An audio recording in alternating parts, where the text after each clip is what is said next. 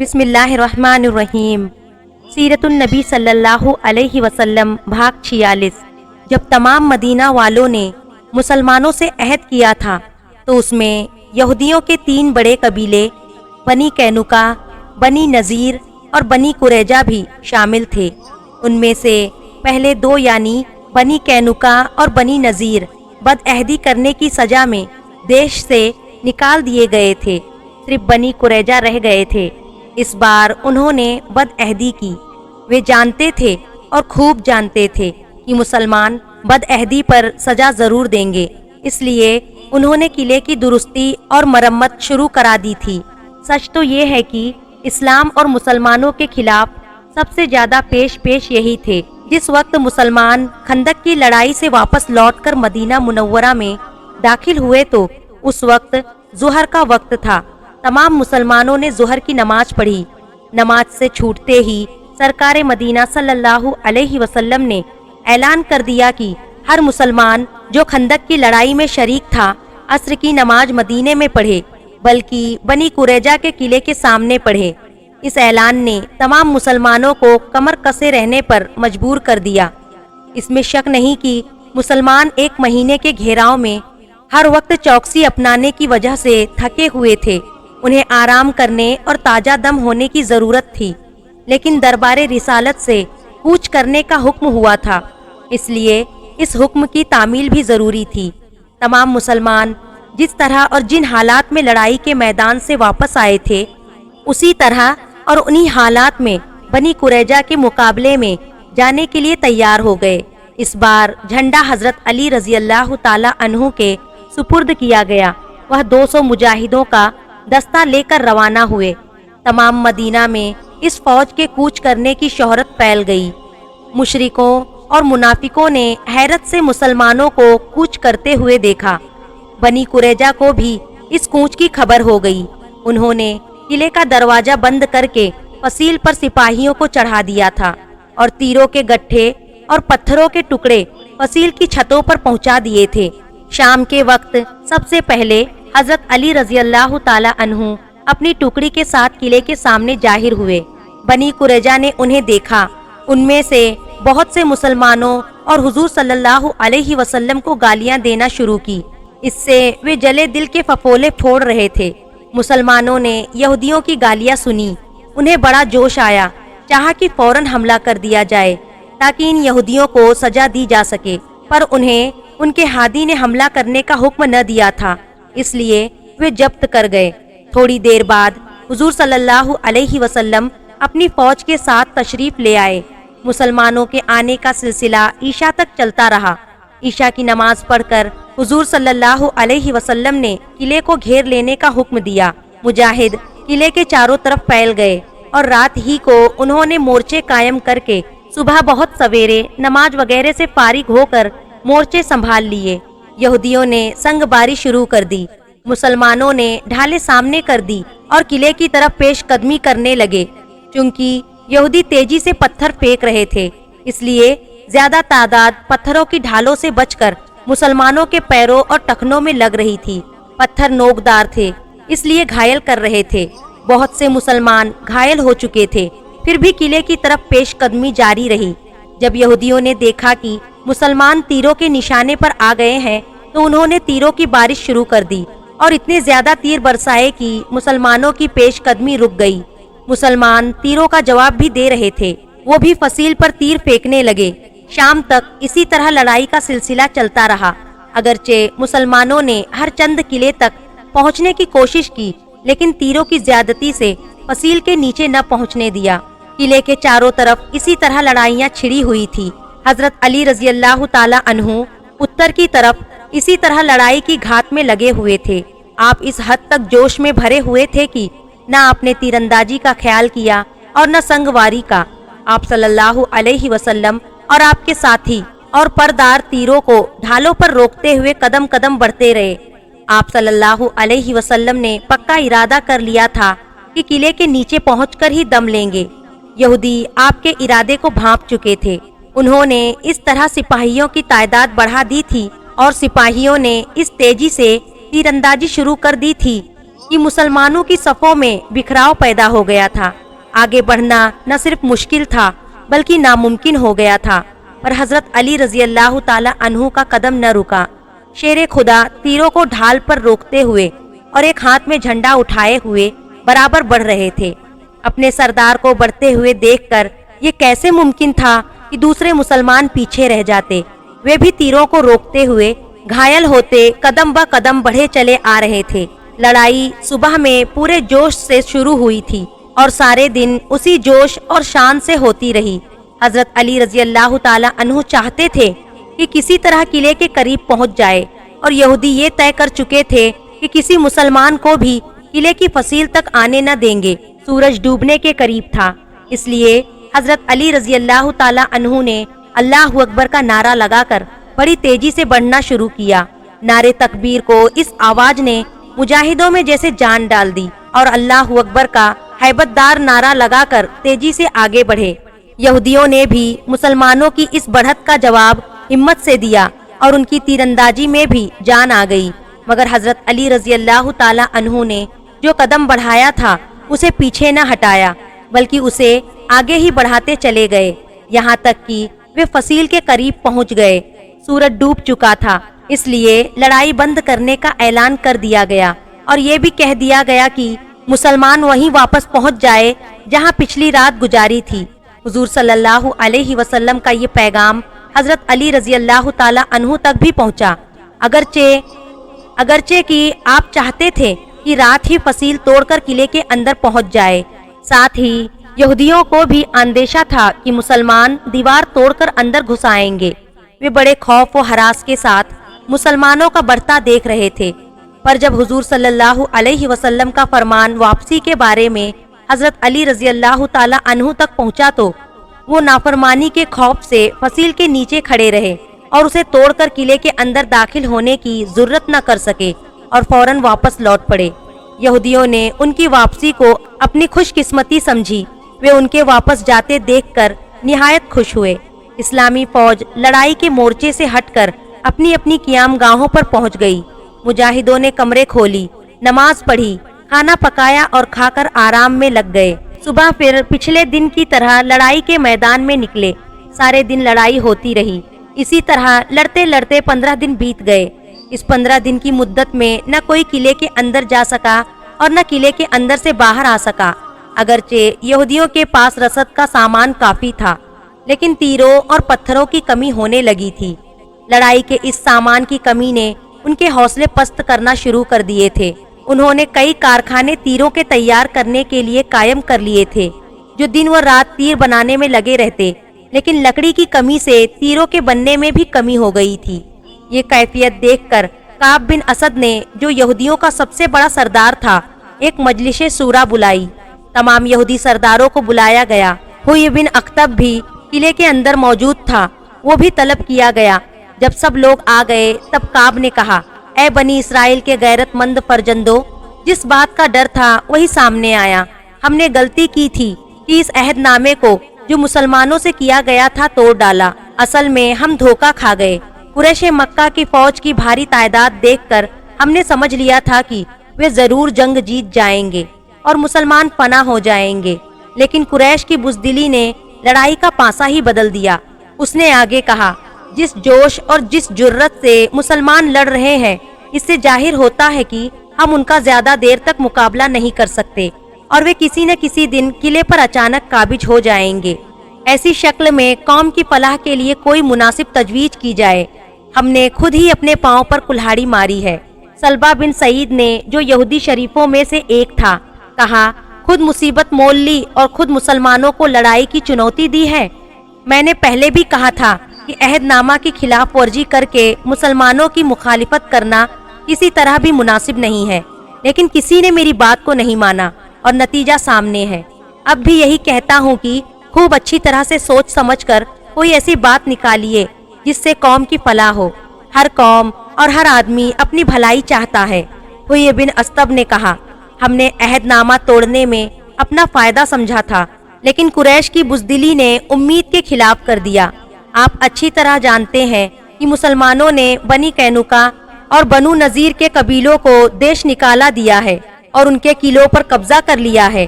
ہم سے غلطی ہوئی کہ ہم نے اس وقت اپنے بھائیوں کی مدد نہ کی اور خاموش بیٹھے ان کو دیش نکالا ملتے دیکھتے رہے۔ اگر ہم ان کا ساتھ دیتے اور تینوں قبیلے ایک ہو کر مسلمانوں کا مقابلہ کرتے تو یقیناً دیش نکالا کی تکلیف سے بچ جاتے۔ اس نے آگے کہا، چونکہ ہم مسلمانوں کی آنکھوں میں کانٹا بن کر کھٹک رہے ہیں، اس لیے وہ ہم کو بھی دیش نکالا دینا چاہتے ہیں، لیکن اگر ہم ہمت سے کام لیتے رہے اور صلح کی طرف نہ جھکے تو مسلمان گھیراؤ سے تنگ آ کر خود ہی بھاگ جائیں گے۔ اس لیے میرے خیال میں ہمیں نہ مدد لینی چاہیے اور نہ صلح کی طرف جھکنا چاہیے۔ ہوئی ہے، اسد بن عبید نے کہا، تم نے عہد توڑنے پر ابھارا، تم نے ہم کو مجبور کیا کہ ہم مسلمانوں کے اس وفد کو جو ہمیں سمجھانے آیا تھا کورا اور سخت جواب دیں۔ ہم تمہارے کہنے میں آ گئے، مسلمانوں سے بگاڑ کر بیٹھے۔ تم سمجھتے ہو کہ اسلامی مجاہد گھیراؤ سے تنگ آ کر چلے جائیں گے، لیکن مسلمانوں کی پچھلی زندگی بھی تمہارے اس خیال کو رد کرتی ہے۔ وہ بغیر قلعہ فتح کیے ہرگز نہ جائیں گے۔ اسد نے کہا، اگر ہم ضد پر اڑے رہے اور صلح کی طرف نہ جھکے تو نہایت زبردست نقصان اٹھائیں گے، اس لیے میرے نزدیک تو صلح کرنا بہتر ہے۔ اسد ہوئی نے کہا، تمہارا خیال غلط ہے۔ مسلمان مہینے 2 مہینے گھیراؤ کیے پڑے رہ سکتے ہیں، زیادہ دنوں تک نہیں۔ یہ تمہارا خیال غلط ہے۔ اسد بن سعید نے کہا، مسلمان جس بات کا ارادہ کر لیتے ہیں اسے پورا کیے بنا نہیں مانتے۔ وہ یا تو قلعہ جیتیں گے یا تمام عمر گھیرا ڈالے پڑے رہیں گے۔ بہتر یہی ہے کہ اپنے اپنے قصور کی معافی مانگ لو اور جس طرح بھی ہو سمجھوتا کر لیا جائے۔ مگر مسلمان صلح ہی کیوں کریں گے؟ ہوئی نے کہا، مسلمانوں کی یہ خوبی بڑی زبردست ہے۔ سالبہ نے کہا کہ جب ان سے رحم کی درخواست کی جائے تو وہ فوراً قبول کرتے ہیں۔ اس نے آگے کہا، میں اس بات کا ذمہ لیتا ہوں کہ مسلمانوں سے اچھی شرطوں پر صلح کر دوں گا، لیکن ہم کو ہرگز صلح نہ کرنی چاہیے۔ ایک اور یہودی نے کہا، کیا آپ اب چاہتے ہیں کہ مسلمانوں سے صلح کر لی جائے؟ بن استو نے لوگوں سے پوچھا۔ ہر طرف سے آوازیں آئی، ہرگز نہیں، ہم بالکل صلح کرنا نہیں چاہتے۔ اگر تم صلح کرنا نہیں چاہتے، کعب نے کہا، تو اپنی عورتوں اور بچوں کو قتل کر دو اور قلعے سے باہر نکل کر لڑو۔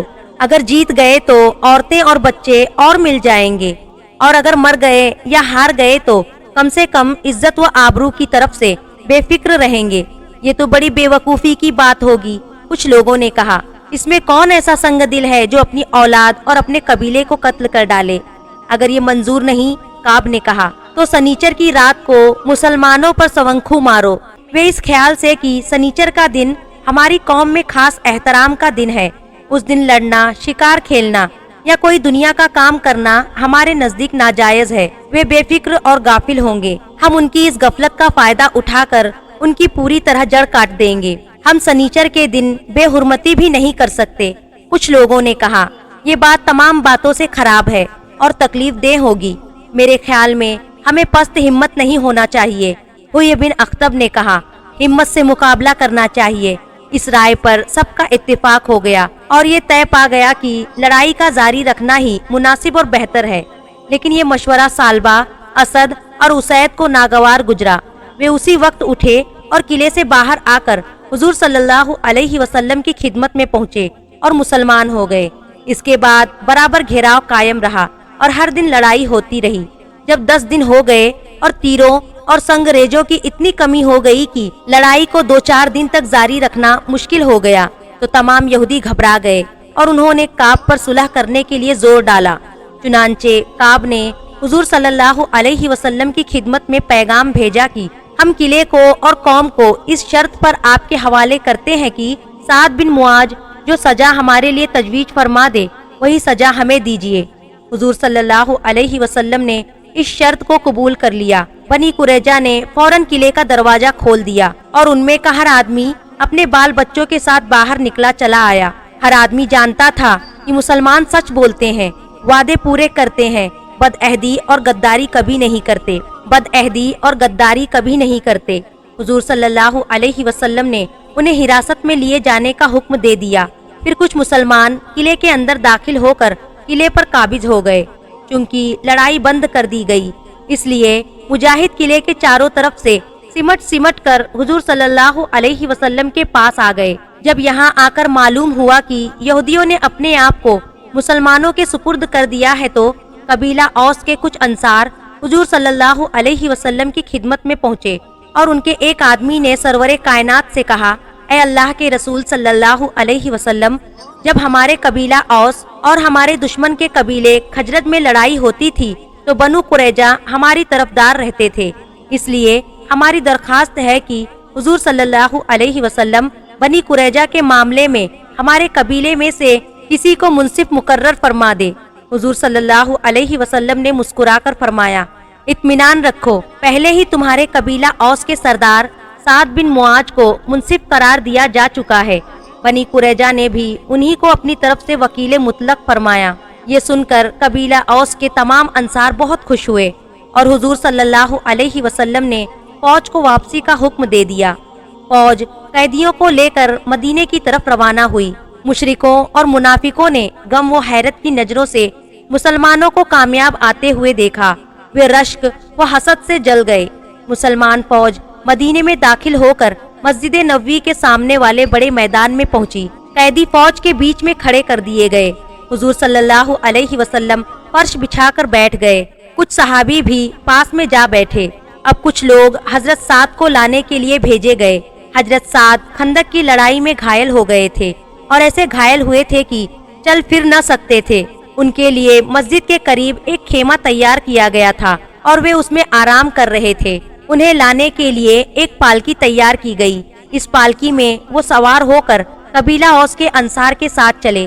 راستوں میں کچھ آدمیوں نے ان سے کہا، آپ کو معلوم ہے کہ بنو قریظہ نے ہمیشہ لڑائیوں میں ہمارا ساتھ دیا ہے، آج انہوں نے آپ کو اپنا وکیل بنایا ہے، اس لیے بہتر ہے کہ آپ ان کے ساتھ انتہائی رعایت کریں، میں عدل و انصاف کے مطابق فیصلہ کروں گا۔ حضرت سعد رضی اللہ تعالی عنہ نے فرمایا، جب ان کی سواری حضور صلی اللہ علیہ وسلم کے پاس پہنچی تو حضور صلی اللہ علیہ وسلم اور آپ کے صحابہ ان کے استقبال کے لیے کھڑے ہوئے۔ حضور صلی اللہ علیہ وسلم نے اٹھتے ہوئے فرمایا، لوگوں، جب کوئی بزرگ یا قوم کا سردار آیا کرے تو ان کا ادب کھڑے ہو کر کیا جا سکتا ہے۔ حضرت سعد پالکی سے نکل کر فرش پر بیٹھ گئے۔ حضور صلی اللہ علیہ وسلم اور تمام مسلمان اپنی اپنی جگہ پر بیٹھ گئے۔ چونکہ تمام مدینہ اور اس کے پاس پڑوس میں اس بات کی شہرت ہو گئی تھی کہ بنی قریظہ نے حضرت سعد کو منصف قرار دیا ہے، اس لیے ہر جگہ سے لوگ فیصلہ سننے کے لیے امڑ آئے تھے اور مسلمانوں کے چاروں طرف گھیرا باندھ کر کھڑے ہو گئے تھے۔ حضور صلی اللہ علیہ وسلم نے حضرت سعد سے کہا، میں نے تمہارے دوستوں یعنی بنی قریظہ کا معاملہ تمہارے سپرد کیا ہے، جو فیصلہ تم کرو گے اس پر عمل کیا جائے گا۔ قبیلہ اوس کے سردار کعب نے کہا، ہم نے تم کو اپنی طرف سے وکیل مطلق بنایا ہے، جو تم فیصلہ کرو گے ہم اس پر عمل کریں گے۔ تم جانتے ہو اور اچھی طرح جانتے ہو کہ جب اوس اور خزرج میں لڑائیاں ہوتی تھی تو ہم ہمیشہ تمہارا ساتھ دیتے تھے۔ ہم پرانی دوستی کے نام پر تم سے اپیل کرتے ہیں کہ ہمارے اس پرانے ساتھ کو دھیان میں رکھ کر فیصلہ کیجیے گا۔ سعد حضرت عمر رضی اللہ تعالی عنہ نے کہا، آپ کو معلوم ہے کہ جب مسلمان گھرے ہوئے تھے تو اس وقت بنی قریظہ نے عہد نامہ کے خلاف غداری کر کے دشمن سے ساٹھ گاٹھ کر لیا تھا، اور جب انہیں سمجھانے کے لیے وفد بھیجا گیا تو مسلمانوں کو کمزور، ناتواں اور حقیر سمجھ کر ان کے وفد کے ساتھ حقارت بھرا سلوک کیا اور صاف طور پر یہ کہہ دیا کہ رسول خدا کو ہم نہیں جانتے اور نہ کسی عہد کے پابند رہنا چاہتے ہیں۔ پھر اسی پر ہی بس نہ کیا بلکہ مسلمانوں اور رسول خدا کو گالیاں دی۔ میری ہی نہیں، ہر مسلمان کی، اور مسلمان ہی کی نہیں بلکہ ہر شریف انسان کی یہ خواہش ہے کہ آپ انصاف کے ساتھ فیصلہ کریں۔ کیا تم نے مجھے منصف قرار دیا ہے؟ حضرت سعد نے کعب سے پوچھا۔ خدا کو حاضر و ناظر مان کر اقرار کرو کہ میرے فیصلے کو منظور کرو گے۔ کعب نے حلف اٹھا کر اقرار کیا کہ میں اور میری قوم تمہارے فیصلے کو منظور کریں گے۔ اس کے بعد سعد نے مسلمانوں سے بھی یہی اقرار لیا اور مسلمانوں نے بھی اقرار کیا۔ حلف لینے کے بعد سعد سوچنے لگے، یہودی، مسلمان، مشرک اور منافق، غرض یہ کہ سب خاموش رہ کر حضرت سعد کی طرف دیکھنے لگے۔ کچھ دیر تک سوچنے کے بعد حضرت سعد نے سر اٹھایا اور ایسی آواز سے جو سب تک پہنچ سکے ارشاد فرمایا، میں فیصلہ دیتا ہوں کہ بنی قریظہ کے تمام مرد قتل کر دیے جائے عورتوں اور بچوں کے ساتھ لڑائی کے قیدیوں جیسا سلوک کیا جائے اور ان کی ملکیتیں ضبط کر کے مسلمانوں میں تقسیم کر دی جائے۔ اس فیصلے کو سن کر بنی قریظہ مشرک اور منافق حیران رہ گئے۔ سعد کا یہ فیصلہ ان کی امیدوں کے بالکل خلاف ہوا۔